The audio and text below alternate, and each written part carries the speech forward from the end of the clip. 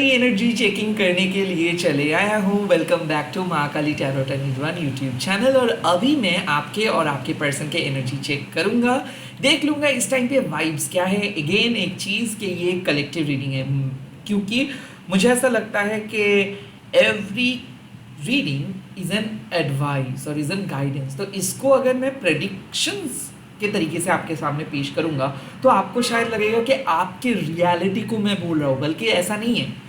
आपकी रियलिटी को सिर्फ आप जान सकते हो, आपकी रियलिटी को सिर्फ आप क्रिएट कर सकते हो। मैं सिर्फ आपको मदद कर सकता हूँ। सो डेफिनेटली इस एनर्जी चेकिंग को एज अ गाइडेंस देखिए, एज एन एडवाइस देखिए, ना कि as a predictions. Well but हाँ, एज अ हीलर मैं उम्मीद करता हूँ कि आपके लाइफ में जो भी प्रॉब्लम्स है वो जल्द ही जल्द सॉल्व हो जाए, या फिर ये वीडियो आपको एक बढ़िया सा results they they. So let's get started. मैं प्राइवेट रीडिंग नहीं करता हूँ, ना ही कोई प्राइवेट हीलिंग सेशन करता हूँ, ना ही मैं कोई चीज़ सेल करता हूँ। सिर्फ यूट्यूब में वीडियो अपलोड करता हूँ, और अगर लाइव में भी आता हूँ तो यूट्यूब में आता हूँ। So scam and fake profile से बचिए। Okay, let's get started. ओम काली काली महाकाली, काली के पापहरणी, धर्म कामर्थमकते देवी, नारायणी नमस्ते। पहले मैं आपकी एनर्जी देख ले रहा हूँ कि आपकी एनर्जी कैसा है। मेरे व्यूअर्स की एनर्जी बता दीजिए। ओके, द मैजिशियंस, अब सच में अपनी लाइफ में कुछ करना चाहते हो। इस टाइम पे मैं देख रहा हूँ कि लव लाइफ हो, या फिर पर्सन को अट्रैक्ट करना बोलो, या फिर नो कांटेक्ट को ख़त्म करना बोलो, या फिर सही तरीके का कोई पर्सन को अट्रैक्ट करने की कोशिश कर रहे हो। वेल यहाँ पे मैं देख सकता हूँ कि स्पिरिचुअल अवेयरनेस, तो हो सकता है कि आप स्पिरिचुअल पॉडकास्ट देख रहे हो, स्पिरिचुअलिटी के बुक्स पढ़ रहे हो, या फिर आप अपने अंदर झांक रहे हो कि आपके अंदर सुपर पावर क्या है। आप अपने कॉन्शियस माइंड को पूछ रहे हो। सो मैजिशियंस एनर्जी मतलब जब आप एलिमेंट्स के साथ काम करते हो, जब आप अपने बॉडी माइंड एंड स्पिरिट के साथ काम कर रहे हो, डेफिनेटली आपके साइकिक एबिलिटी ऑन है, और आप साइकिक एबिलिटीज से कुछ जानना चाहते हो सकता है कि आज आप टैरो खरीदे हो, या फिर टैरो कार्ड रीडिंग करवाए हो, या फिर टैरो रीड कर रहे हो। टैरोट वर्ल्ड में आप आ चुके हो। आपके जो कॉन्शियस माइंड है वो सच ढूंढ रहा है, वो मैनिफेस्ट कर रहा है, वो सच्चाई को ढूंढ रहे हैं एंड सच्चाई को क्रिएट कर रहा है। सो आज आप कोई नेगेटिव मूड में नहीं हो, रैदर एक न्यू बिगिनिंग के मूड में हो, और आप सच में चाहते हो कि चीज़ें सॉल्व हो जाए, प्रॉब्लम को सॉल्व कर रहे हो, कम्युनिकेशन हो रहा है, विल पावर है, बिलीफ है, एक्शंस ले रहे हो, you are in a good shape today. Now आपके ड्रॉबैक क्या है, कौन सा एनर्जी आपको रोक रहा है, क्या है नेगेटिव आपके इस टाइम पे। 3 ऑफ पेंटिकल्स। 3 ऑफ पेंटिकल्स मतलब क्या है, काइंड ऑफ आपको जो सहायता चाहिए वो नहीं मिल रहा है। सो लाइक सपोर्ट नहीं मिल रहा है। ये फैमिली सपोर्ट हो सकता है, फाइनेंशियल सपोर्ट हो सकता है, बॉस कोलीग से सपोर्ट हो सकता है, रिलेशनशिप में सपोर्ट हो सकता है। मुझे ऐसा लगता है कि आपके ऊपर प्रेशर बहुत ज़्यादा है। सो इमोशनल प्रेशर को झेल नहीं पा रहे हो, कोई आपके दर्द को समझ नहीं रहे। लोग क्रिटिसाइज बहुत ज़्यादा करते हैं। लोग ये देखते हैं कि वो बहुत ज़्यादा बोलती है, वो बहुत ज़्यादा रोती है, वो बहुत ज़्यादा हंसती है, बट इनके पीछे का रीज़न कोई नहीं देखते। सो आज मुझे ऐसा लगता है कि आप अपने कंधों में काम को कर रहे हो, और जो लोग काम करते हैं उसके काम में ही तो थोड़ा बहुत भूल चुक हो जाते हैं। अक्सर मैं ये चीज़ मेरे लाइफ में भी देखा हो कि जो लोग काम करते हैं ना, उसी के काम में आप गलती देख पाते हो। जो लोग काम ही नहीं करते उसके बारे में कोई चर्चा नहीं करता है। सो डेफिनेटली मैं यहाँ पे देख रहा हूँ कि आप सही बात बोल रहे हो, बोल के किसी के बुक्स पे खराब पर्सन बन रहे हो, या फिर लोग आपको विलेन करा दी जा रहे हैं। मतलब आपके परिवार आपको विलेन बना दे रहे हैं, आपके लवर आपको विलेन बना दे रहे हैं। मुझे ऐसा लगता है कि कोई आपके ऊपर एक इल्ज़ाम दे रहे हैं, या फिर सभी लोग आपको जिम्मेदार मान रहे हैं, सभी लोग बोल रहे हैं कि आपकी वजह से ये हुआ है। और काइंड ऑफ ये शायद आप समझ पा रहे हो कि लोग अपना काम नहीं कर रहे, वो सिर्फ ब्लेम दे रहे हैं, वो सिर्फ अपने फ्रस्ट्रेशंस के बोझ आपके ऊपर दे रहे हैं। ये आपके रिलेशनशिप में भी आप फील कर सकते हो, काम में भी आप फील कर सकते हो, सराउंडिंग्स में भी आप फील कर सकते हो कि कोई आपकी बात नहीं सुन रहे। सभी लोग एक एक्सपेक्टेशंस लेके बैठे, सभी लोगों का एक बेसिक धारणा है कि आप तो काम करोगे, आप उनके अनुसार काम करेंगे, आप जो वो सोच रहे हैं वैसे काम करेंगे। मुझे ऐसा लगता है कि रिलेशनशिप में आप एक परफेक्ट होने की कोशिश कर रहे हो, किसी के आंखों के सामने फिट होने की कोशिश कर रहे हो, किसी के गुड बुक्स पे आने की कोशिश कर रहे हो। इतना प्रेशर आप क्यों ले रहे हो? द ड्रॉबैक इज कि आपके मैनिफेस्टेशंस को आप बहुत कॉम्प्लिकेट कर रहे हो, बहुत कंडीशनड वे में कर रहे हो, एक प्रॉपर फॉर्मेट में कर रहे हो। नो, ऐसा नहीं है। मान लो कि अगर आपको बाहर का खाना खाना है और आप मैनिफेस्ट कर रहे हो बाहर का खाना, ऐसा हो सकता है कि कोई दोस्त आके वो खाना आपके घर में भी बना सकता है। द पॉइंट इज नॉट कि आपको बाहर का खाना है, द पॉइंट इज कि खाना खाने के बाद जो आनंद आप उठाते हो उस आनंद को आप मैनिफेस्ट करो। सो यूनिवर्स वर्क करते हैं डिफरेंट वे में, और यूनिवर्स का काम करने का तरीका आपको हमको समझ में नहीं आएगा। सो मुझे ऐसा लगता है कि आप एक ही पथ में सक्सेस ढूंढने की कोशिश कर रहे हो और आप एक्सपेक्ट कर रहे हो कि एक प्रॉपर तरीके से सक्सेस मिले, बट सक्सेस आपको मिल रहा है डिफरेंट डिफरेंट तरीके से, बट आप जिस तरीके से चाह रहे हो उस तरीके से नहीं मिल रहा है। सो यहाँ पे बात हो रही है कि आप एक रूट को फॉलो कर रहे हो सकता है कि जानते भी नहीं हो कि क्यों आप उस फॉलो कर रहे हो या फिर क्यों आप कोई काम को कर रहे हो सकता है कि रिलीजियस वे में उस काम को कर रहे हो, या फिर आप एक बिलीफ सिस्टम के साथ आप वो काम को कर रहे हो, या फिर आपको ऐसा लगता है कि एक पर्टिकुलर मेथड फॉलो करके ही रिलेशनशिप हील हो सकता है, तो आप वही मेथड को फॉलो कर रहे हो। बट इस टाइम पे आपको बोला जा रहा है कि उतना ज़्यादा प्रेशर नहीं लेना है, रैदर आपको सोचना है कि आपके अंदर वो एलिमेंट्स है, आप ऑलरेडी एनाफ हो, आप वो काम को बहुत अच्छे तरीके से कर सकते हो। सो अगर आप दूसरों के ऊपर डिपेंडेंट होकर कोई काम को कर रहे हो, या फिर आपको ऐसा लग रहा है कि कुछ काम आप अकेले नहीं कर सकते हो, शायद दूसरे तीसरे का मदद चाहिए, या फिर मदद मांग लेनी चाहिए, या फिर किसी स्पेशलिस्ट के पास जाना चाहिए, या फिर कोई थेरेपिस्ट के पास जाना चाहिए, द मैजिशियन सजेस्ट कि आपको किसी के पास जाने का ज़रूरत नहीं है, आपको किसी को पूछने का ज़रूरत नहीं है, सिर्फ आप अपने ऊपर विश्वास रखो। रैदर जो विश्वास आप दूसरों को करते हो, जो आत्मविश्वास आप दूसरों के लिए शो करते हो, वो आत्मविश्वास आपको खुद के ऊपर शो करनी है। लेकिन आपको समझना है एक चीज कि आप खुद अपने प्रॉब्लम को सॉल्व कर सकते हो। आप एक मास्टर मैनिफेस्टर हो, आप कोई भी चीज को मैनिफेस्ट कर सकते हो। तो आपको किसी पर्टिकुलर मेथड, पर्टिकुलर ग्रुप या फिर पर्टिकुलर लोग के पास जाना नहीं है, पर्टिकुलर गुरु के पास जाना नहीं है, पर्टिकुलर स्कूल के पास जाना नहीं है। ये कुछ लोगों के अंदर होता है कि वो लोग पहले ही सरेंडर कर देते हैं कि नहीं मुझे तो पता नहीं है, मेरे को सीखना है। तो यहाँ पे बात है कि सेल्फ लर्न करना होगा, रिलेशनशिप के इश्यूज को खुद रिजॉल्व करना होगा। रिलेशनशिप के अंदर जो भी प्रॉब्लम है ये आप डील करो, इस प्रॉब्लम को आप सॉल्व करो। ये आपके पर्सनल रिलेशनशिप हो सकता है, फ्रेंडशिप हो सकता है, घर वालों के साथ बात हो सकता है। I think it's all about understanding the issue, it's not the right time to solve the issue, it's the right time to understand the issue. Okay, let's see कि possibilities क्या आ सकता है। Okay, yep, the Ten of Swords, finally बुरा वक्त खत्म हो रहा है। Now the Ten of Swords क्यों आया है? Because आप एक मैनिफेस्टर हो। मान लो कि आप एक केटली हो और जो उबल रहा है, जिसमें पानी उबल रहा है, चाय पत्ती उबल रहा है। But the three of pentacles क्या कर रहे हैं ना, उसके जो फेस है, उसका जो लिड है, उसको बंद किया हुआ है, या फिर उसके केटली के जो मुंह है ना, उसको भी एक कॉर्ड से वो बंद कर दे रहे हैं, ये थ्री ऑफ पेंटिकल्स। तो हो सकता है क्या कि आपको जिस ग्रोथ पे जाना चाहिए वो ग्रोथ पे आप नहीं जा पा रहे हो, बिकॉज आप खुद ही उस ग्रोथ को अचीव नहीं कर पा रही, या फिर आप खुद ही खुद के ग्रोथ को रोक रहे हो, just because thinking about your past, just because having irrelevant fear, just because having a negative thoughts। तो यहाँ पे साफ मैसेज है कि आपका इंट्यूशंस जो कह रहा है उस इंट्यूशंस पे विश्वास करो। आपको किसी और पर्सन के ऊपर विश्वास नहीं करनी है, आपको कहीं पे जाना नहीं है, आपको कोई भी रॉकेट साइंस को अप्लाई नहीं करना है, सिर्फ आप अपने बिलीफ सिस्टम को अप्लाई करो। Second, ten of swords, well जो चीज़ बीत गया है उसको फिक्स करने की कोशिश मत करो, रैदर जो बचा है उसको फिक्स करो। द टेन ऑफ सोर्ड्स मतलब कुछ खराब सिचुएशंस हुआ, खराब साइकिल हुआ, कुछ चीज़ नहीं मिला, कुछ चीज़ खो गया, वेल उसके बारे में सोच के बर्बाद मत करो टाइम। जो बचा है, जो आने वाला है, उसके बारे में सोचो। The ten of swords means कुछ बैड फेज खत्म हुआ और हो रहा है, और आपके लिए उपाय या फिर एडवाइस यही है कि प्लीज़ डोंट थिंक अगेन कि क्या खोए हो, किस तरीके से और बेटर आप कर सकते थे, क्या आप कर सकते थे, वो पास्ट है। अब जो आप कर सकते हो उसके बारे में सोचो। डेफिनेटली यहाँ पे आपका एक सेपरेशन का सोच आ रहा है, लोनलीनेस, या फिर आप बोल सकते हो कि बहुत अकेलापन लग रहा है। आपको ऐसा लग रहा है कि शायद अगर मैं नहीं बोलती तो अच्छा होता, शायद मैं चुप हो जाती तो अच्छा होता। उससे कुछ नहीं होता, आपको यूनिवर्स कुछ कुछ चीज़ करने के लिए बोले थे और आपने किए हो। नाउ जब आप किए हो तो सोचो कि जो हुआ है अच्छे के लिए हुआ है, अब उस बारे में सोच के अपना टाइम बर्बाद मत करो। लेट्स सी कि आपके पर्सन, जिस पर्सन को आप सोच रहे हो इस टाइम पे, उनके एनर्जी इस टाइम पे क्या है। देखो 2 ऑफ वंस, इसका मतलब है possibilities, decisions, actions. 2 of wands मतलब क्या है कि वो सोच रहे हैं, उनके मन में सोच विचार बहुत ज़्यादा चल रहा है। और किस चीज़ का सोच विचार, करे या ना करे। डेफिनेटली मैं देख सकता हूँ कि रिलेशनशिप में ये वापस आना चाहते हैं, या फिर रिलेशनशिप को लेके ये कुछ फ्यूचर पर्सपेक्टिव के बारे में सोच रहे हैं।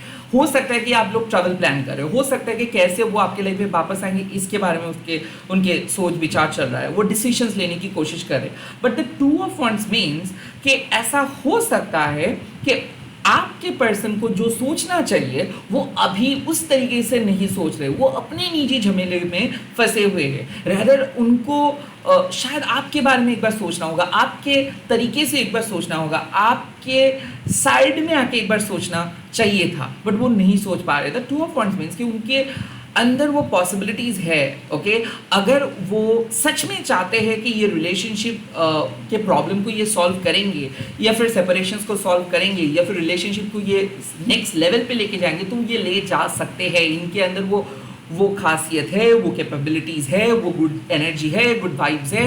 बट अभी भी ये पर्सन अपने निजी मामला, जो छोटे मोटे चीज़ है, जो चीज़ को अभी शायद ना फोकस करना ही सही है, उसी चीज़ में फंसे हुए हैं।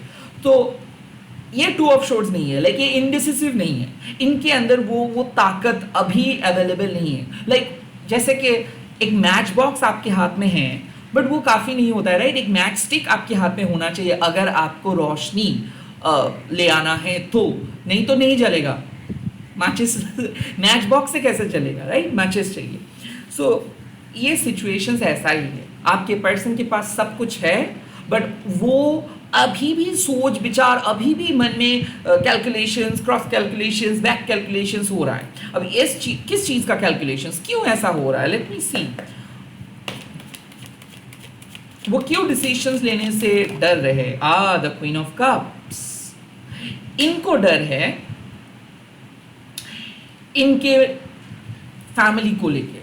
मुझे ऐसा लगता है कि ये अपने मॉम को हर्ट नहीं करना चाहते, ये अपने फैमिली को हर्ट नहीं करना चाहते, ये किसी के फीलिंग्स को हर्ट नहीं करना चाहते, यहाँ तक कि ये आपके फीलिंग्स को हर्ट नहीं करना चाहते। सो द 2 ऑफ वंस, इसका मतलब है कि आपके जो पर्सन है वो डिसीजंस ले रहे हैं, but at the same time जो डिसीजंस वो लेंगे, उनको ख्याल आ रहा है कि उस डिसीजन से कोई भी पर्सन उनके लाइफ में हर्ट ना हो, स्पेशली उनके फैमिली मेम्बर्स हर्ट ना हो, स्पेशली उनके रिश्तेदार हर्ट ना हो।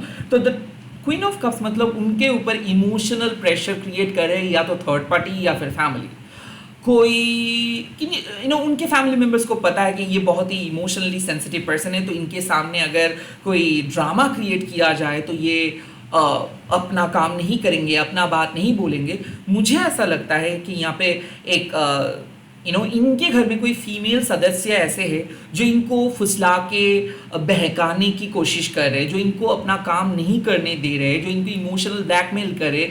और डेफिनेटली यहाँ पे मैं देख सकता हूँ कि ये एक ऐसे पर्सन है जिसको ये नो नहीं कह सकते। So the 2 of wands means कि आपके पर्सन सच में आपके पास आना चाहते हैं, या फिर आपके साथ कुछ डिसीजंस लेना चाहते हैं, या फिर फ्यूचर आपके साथ बिताना चाहते हैं। द क्वीन ऑफ कप्स, उनके मदर फिगर, या फिर उनके घर में कोई ऐसा फीमेल, या फिर उनके लाइफ में पास्ट, या फिर उनके लाइफ में कोई external female energy, feminine energy उनको रोक रहे हैं।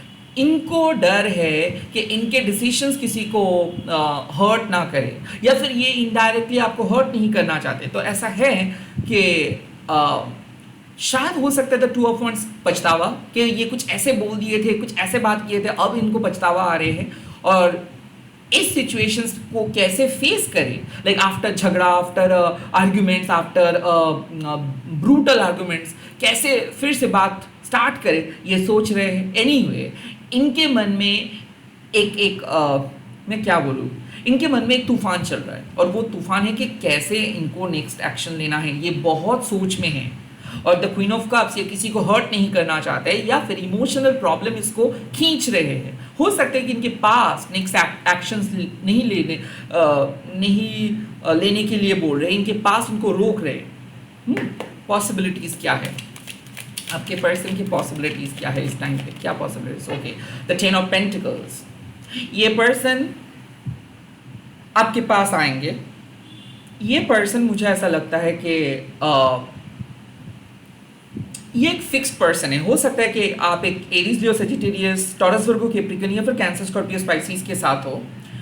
ये पर्सन आपको छोड़ के कहीं नहीं जाएंगे, क्योंकि मुझे ऐसा लगता है कि इनके साथ आपका जो सेक्सुअल केमिस्ट्री है या फिर सिक्योर बॉन्डिंग है वो किसी के साथ ये कंपेयर नहीं कर सकते। मुझे ऐसा लगता है कि ये पर्सन इवेंचुअली आपको चूज करेंगे बिकॉज ये आपके साथ एक फ्यूचर देखते हैं। द 10 ऑफ पेंटिकल्स मतलब इनको खुशियाँ मिलता है। वो सेक्सुअल प्लेजर आप मान लो, वो एक इमोशनल प्लेजर आप मान लो, वो आप एक अलग लेवल का पोजेशंस मान लो।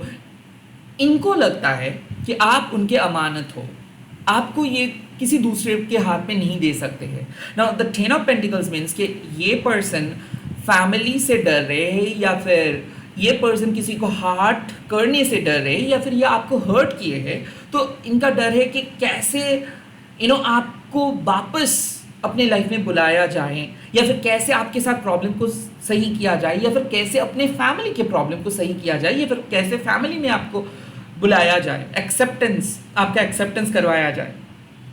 मुझे जो इंट्यूशंस आ रहे हैं वो है कि ये पर्सन आपके साथ बात भी करेंगे और आप दोनों के जो फैमिली इशू है ये फैमिली इशू को सॉल्व करेंगे, क्योंकि the queen of cups means कि ये अपना दिल का बात कहेंगे, समझाएंगे, किसी को हार्ट ना करके समझाएंगे, एंड फाइनली ये फैमिली को कन्विंस करेंगे। तो अगर आप दोनों के बीच में कोई फैमिली इशू चल रहा है तो यहाँ पे मैं देख सकता हूँ कि फैमिली एक्सेप्ट करेंगे आपके रिलेशनशिप को।